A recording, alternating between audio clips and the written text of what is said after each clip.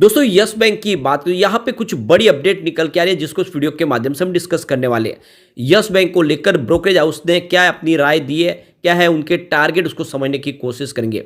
वैसे yes bank तो बहुत मजबूत हो चुकी है, लेकिन प्राइस अभी भी बिल्कुल कौड़ियों के भाव में।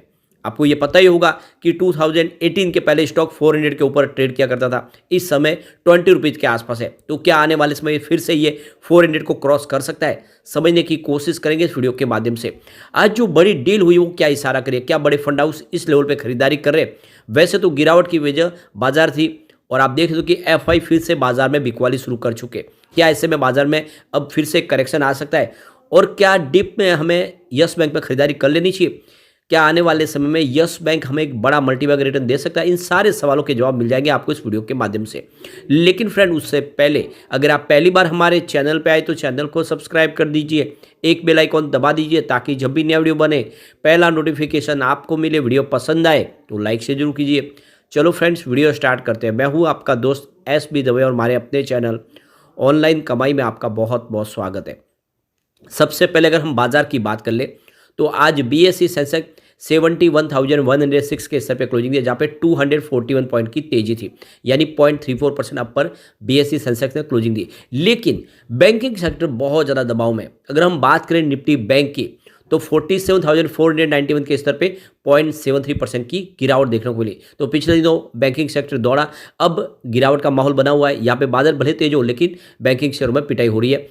अब निफ्टी प्राइवेट बैंक की बात करें, वहाँ पर भी गिरावट थी। 24,485 के स्तर पे 164 पॉइंट की गिरावट थी, यानी 0.67% डाउन रहा निफ्टी प्राइवेट बैंक। और इस वजह से यस बैंक के स्टॉक में भी हमें कुछ गिरावट देखने को मिली। अब ये गिरावट के पीछे वजह ये रही है कि एफआई जो लगातार खरीदारी करते हैं फिर से बिकवाल बन चुके हैं, और उनका जो आंकड़ा है वो धीरे धीरे बढ़ते जा रहा है। ये सबसे बड़ी चिंताजनक बात है। आप देख दो कि 18 दिसंबर को उन्होंने 33 करोड़ की बिकवाली की थी, लेकिन 19 दिसंबर को जो बिकवाली बढ़ के 601 करोड़ तक पहुंच गई। बात करें 20 दिसंबर की तो उन्होंने 1322 करोड़ की अपनी बिकवाली की, और 21 दिसंबर को यानी कल 1636 करोड़ की उन्होंने बिकवाली की। आज की बात करें, आज उन्होंने 10,905 करोड़ का नया इन्वेस्टमेंट किया, लेकिन सामने 13,734 करोड़ की बिकवाली कर दी। तो उनकी जो बिकवाली का आंकड़ा निकल के आ रहा है वो 2,828 करोड़ निगेटिव है, और पिछले 4-5 ट्रेडिंग सेशन से वो लगातार अपनी बिकवाली बढ़ा रहे। और ऐसे में लग रहा है कि बाजार में अब बड़ी तेजी की संभावना नहीं दिख रही है, क्योंकि जो साथ मिला था बाजार में एफआई का वो फिर से इस समय खोता हुआ दिखाई दे रहा है। वैसे इस सब महीने में उन्होंने 23,310 करोड़ का नया इन्वेस्टमेंट किया, क्योंकि 15 दिसंबर को उन्होंने 9,000 करोड़ की भारी भरकम खरीदारी की थी, लेकिन अब लगातार बिकवाल बने हुए। लेकिन बाजार को जो साथ मिल रहा है वो है DI का।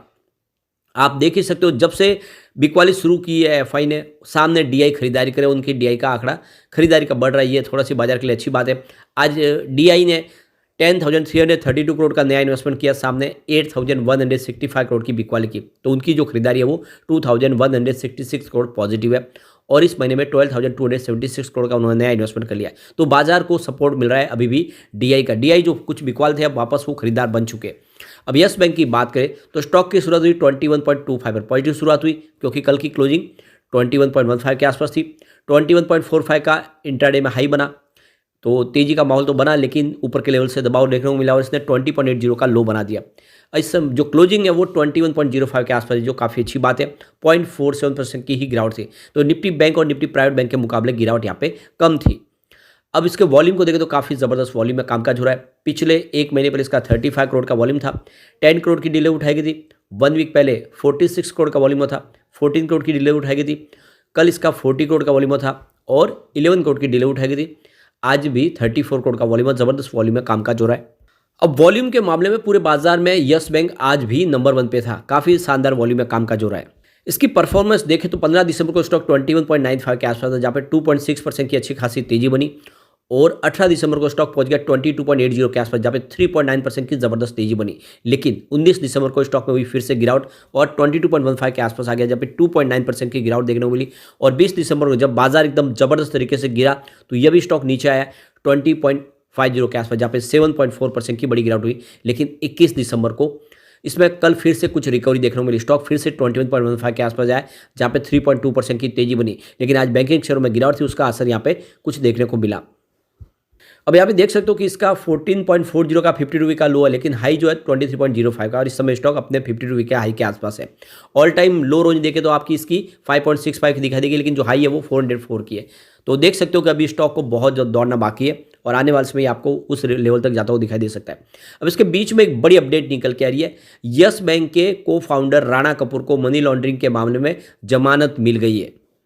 तो यहाँ जो अपडेट निकल के आ रही है कि राणा कपूर को दिल्ली की अदालत ने जो मनी लॉन्ड्रिंग का मामला था उसमें जमानत दे दी है, लेकिन फिलहाल वो जेल से बाहर नहीं आएंगे क्योंकि सीबीआई की ओर से दर्ज मामले में उन्हें जमानत नहीं दी गई है। और कपूर को मिली इस राह से यस बैंक के शेयरों में फिलहाल कोई उतार चढ़ाव देखने को नहीं मिला, इसका कोई असर देखने को नहीं मिल रहा है। देखो कि 2020 में ही ईडी ने इनको गिरफ्तार किया था, राणा कपूर को, मनी लॉन्ड्रिंग के केस में। और ईडी का आरोप है कि ये मुख्य आरोपियों में से एक है जिन्होंने रिश्वतखोरी, भ्रष्टाचार और मनी लॉन्ड्रिंग में शामिल होकर अपने परिवार के सदस्यों और सहयोग के लिए करीब 5050 करोड़ रुपए का अनुचित वित्तीय लाभ हासिल किया है और उसके लिए अपने पद का गलत इस्तेमाल किया है। पीएमएलए अदालत के जो विशेष जज जी देश पांडे, उन्होंने 21 दिसंबर जमानत दी है कल। फिलहाल राणा कपूर मुंबई की तलोजा सेंट्रल जेल में बंद है और उनके ऊपर काफ़ी सारे अलग अलग एफआईआर दर्ज की हुई है। 3 एफआईआर उनके ऊपर चल रही है सीबीआई की तरफ से भी, जिसकी जांच जारी है। डीएचएफएल का जो 3700 करोड़ का जो घोटाला हुआ उसमें, इसके अलावा देखें तो दूसरे और मामले में भी इनके ऊपर इस समय सारे के सारे मामले चल रहे हैं और इस वजह से फिलहाल जेल से आना मुश्किल है। लेकिन अब देखें तो ये ईडी के मामले में इनको जमानत मिली है। मार्केट एक्सपर्ट्स का कहना है कि यस बैंक को बाय ऑन डिप के रणनीति के तहत खरीदना चाहिए। जितना डिप में मिले आप खरीदारी करें। 20 से लेकर 21 की रेंज में आप खरीदारी कर सकते हैं। 26 का आपको टारगेट देखने को मिल सकता है। स्टॉप लॉस आपको 17 का लगाना है। मीलम वासुदेव जो अरियन कैपिटल की जो टेक्निकल एनालिस्ट है, उनका कहना है कि फिलहाल जो रेंज है वो 20 से 19 के बीच के, इसको रेंज को तोड़ने के बाद यहाँ पे तेजी बन सकती है। तो फिर 22 और 24 के टारगेट देखने को मिल सकते हैं। स्टॉप लॉस आपको 18 का लगाना है और उसमें बने रहना है। दूसरी तरफ प्रभुदास लीलाधर का कहना है कि इस समय अगर आप देखिए तो 22 से 24 के लेवल देखने को मिल रहे और आपको इस लेवल पे खरीदारी करनी चाहिए। आने वाले समय इसमें पॉजिटिव संभावना बन सकती है। फिलहाल जब तक स्टॉक 20 के ऊपर है तब तक चिंता की कोई बात नहीं है। वीएलए अंबाला के हिसाब से भी देखें तो यहाँ पे इसमें खरीदारी इस लेवल पे आपको करनी चाहिए और देख सकते हो कि लॉन्ग टर्म में आपको इसका जो टारगेट है वो पहला टारगेट 24 का देखने को मिलेगा। इसको पार कर ले तो फिर 38 का टारगेट देखने को मिल सकता है। तो यहाँ पे आपको स्टॉप लॉस 15 का लगा के इसमें बने रहना है। आपको 38 का टारगेट देखने को मिल सकता है। तो कुल मिला के ब्रोकरेज हाउस इस समय बुलिश है और 18 के आसपास आपको स्टॉप लॉस की सलाह दे रहे। अब चलते हैं कुछ बड़ी डील की तरफ, जिसकी वजह से यहाँ पे पॉजिटिव माहौल और गिरावट दोनों बनी। तो सुबह 9:36 पर 21.20 की प्राइस से 26,79,000 शेयरों की बिकवाली हुई। फिर 10:56 पर 21.30 की प्राइस से 24,90,000 शेयरों की खरीदारी हुई। उसके बाद 10:57 पर 21.25 की प्राइस से 35,70,000 शेयरों की फिर से बिकवाली हुई। तो फिर 11:07 पर 21.40 की प्राइस से 31,86,000 शेयरों की बड़ी खरीदारी हुई। फिर 11:08 पर 21.45 की प्राइस से 28,50,000 शेयरों की बड़ी खरीदारी और हुई।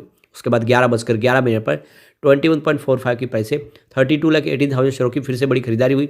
उसके बाद 11:21 पर 21.25 की प्राइस से 30,25,000 शेयरों की बिकवाली हुई। तो ये आप क्लियरली समझ सकते हो कि आज बिकवाली कम है, खरीदारी काफ़ी अच्छी है। भले ही स्टॉक के अंदर गिरावट हुई, लेकिन बड़े फंड हाउस इस लेवल पे खरीदारी करें, जो इशारा करे कि आने वाले समय यस बैंक कमाल कर सकता है और आपको अच्छा रिटर्न दे सकता है। और अब जैसे कि आने वाले समय Q3 फिर से हमारे सामने होगा, Q3 बेहतर होगा तो फिर से एक अच्छा ट्रिगर इसको मिल सकता है। लेकिन फ्रेंड, कोई भी इन्वेस्टमेंट करने से पहले अपने फाइनेंशियल एडवाइजर वाले ले ले या अपना खुद का रिसर्च करें, क्योंकि मैंने वीडियो आपके एजुकेशनल पर्पज़ के लिए ही बनाया। वीडियो पसंद आए तो लाइक से जो कीजिए और चैनल को सब्सक्राइब कर दीजिए। Thank you friend.